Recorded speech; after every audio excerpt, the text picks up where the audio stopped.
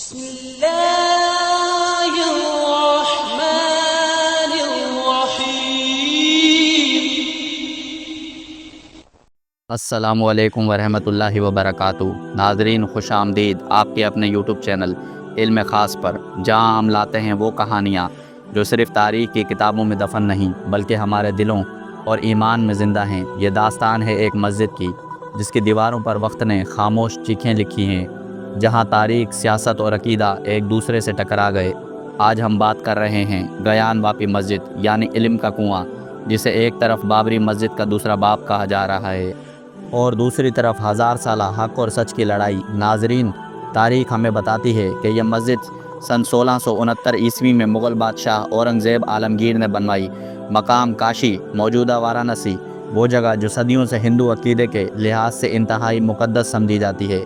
کہا جاتا ہے کہ جہاں گیان واپی مسجد بنی وہیں کاشی وشوناتھ کا مندر تھا، لیکن سوال یہ نہیں کہ وہاں کیا تھا، سوال یہ ہے کیا واقعی مسجد مندر کو توڑ کر بنائی گئی۔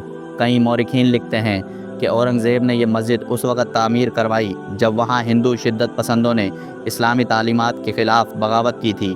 اور یاد رکھیے، مغلیہ دور میں ہزاروں ہندو مندروں کو نہیں بلکہ صرف سیاسی اور مذہبی بغاوت کے مراکز کو ختم کیا گیا۔ بہت سے مندروں کو شاہی تحفظ بھی ملا، جیسے جگن ناتھ مندر اور سومناتھ۔ جب بھارت کو 1947 میں آزادی ملی تو گیان واپی مسجد قائم و دائم تھی۔ مسلمان وہاں نماز پڑھتے رہے، ہندو برادری نے کبھی وہاں عبادت یا دعویٰ نہیں کیا، حتیٰ کہ 1991 تک۔ لیکن بابری مسجد کے بعد سب کچھ بدل گیا۔ 1992 میں جب بابری مسجد کو شہید کیا گیا، اس کے بعد ہندوستان بھر میں تقریباً 300 سے زائد مساجد کو نشانہ بنایا گیا یا ان پر دعوے کیے گئے۔ گیان واپی مسجد بھی ان میں شامل ہو گئی۔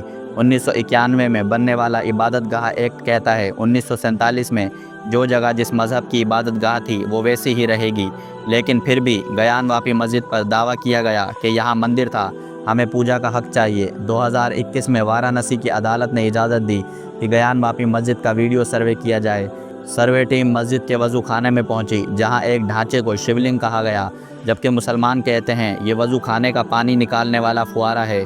یہاں سے پھر سیاست، میڈیا اور نفرت نے آگ بھڑکائی۔ سوشل میڈیا پر گیان واپی مسجد کو آزاد کراؤ، مسجد نہیں مندر ہے جیسے نعرے چلنے لگے۔ ایک بار پھر مسلمانوں کو ان کی عبادت گاہوں کے وجود سے محروم کرنے کی مہم چلی، لیکن افسوس، نہ عدالتی فیصلے مکمل ہوئے، نہ ثبوت فراہم کیے گئے، بس الزام، شور اور فتنہ۔